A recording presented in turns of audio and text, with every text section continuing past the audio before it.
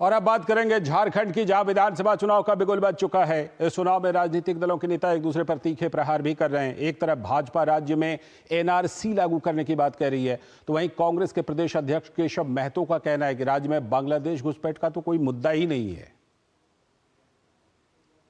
झारखंड विधानसभा चुनाव में छाया बांग्लादेशी घुसपैठ का मुद्दा। घुसपैठ और एनआरसी पर बीजेपी मुखर। झारखंड की बदलती डेमोग्राफी और बांग्लादेशी घुसपैठ को लेकर भाजपा आक्रामक।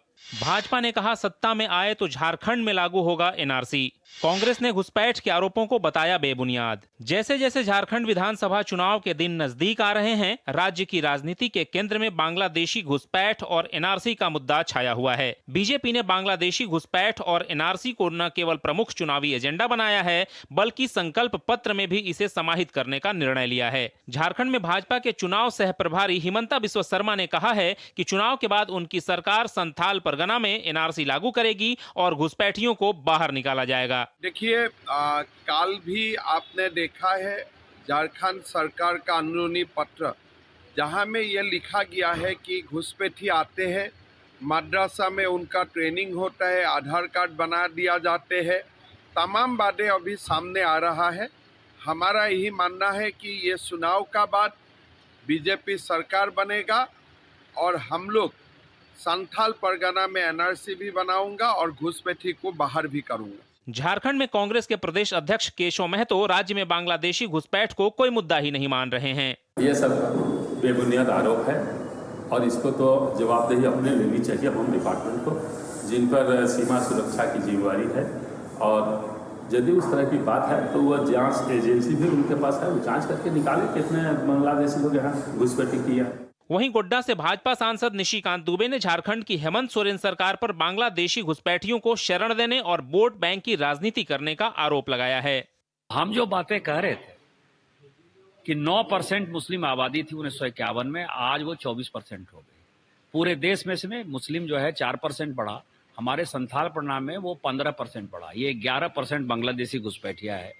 ये झारखंड की सरकार खुद इसको मान रही है। गौरतलब है कि राज्य में सभी 81 सीटों के लिए 2 चरणों में मतदान होने हैं। पहले चरण में 13 नवंबर को वोट डाले जाएंगे, जबकि दूसरे चरण का मतदान 20 नवंबर को होगा।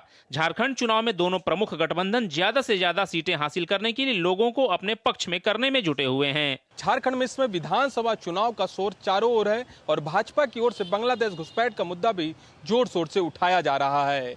वहीं कांग्रेस के प्रदेश अध्यक्ष केशव महतो का कहना है कि राज्य में कोई भी बांग्लादेश घुसपैठ नहीं हुआ है। हालांकि इस बयान के बाद झारखंड की राजनीति में घमासान मचा हुआ है।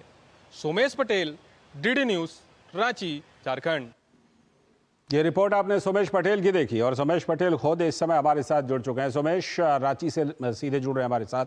सोमेश, आपने बताया कि नेता जो हैं वो आरोप लगा रहे हैं, इनकार कर रहे हैं, लेकिन झारखंड चुनाव में जो प्रचार के दौरान सुनाई पड़ रहा है उसमें सबसे ज्यादा आवाज इस बार इसी की सुनाई पड़ रही है कि किस तरह घुसपैठिए आदिवासियों के संसाधनों पर कब्जा कर रहे हैं। ये बताइए कि नेताओं से इतर जो जनता है, जो मतदाता हैं, उनके बीच ये मुद्दा कितना सुनाई पड़ रहा है?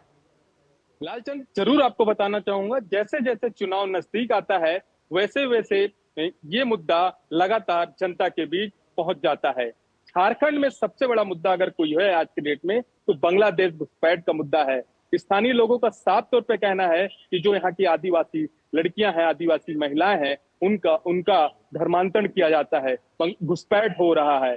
जो साहेबगंज, पाकुड़, जामताड़ा, ये वो इलाके हैं कि जहां पर बांग्लादेश घुसपैठ के सबसे ज्यादा मामला देखने को मिलते हैं। जो वहाँ के ग्राउंड हालात हमने देखा है, जो साहेबगंज का इलाका है, उस इलाके में जो तमाम इलाकों में सबसे बड़ा अगर कोई मुद्दा देखने को मिलता है तो बांग्लादेश घुसपैठ का।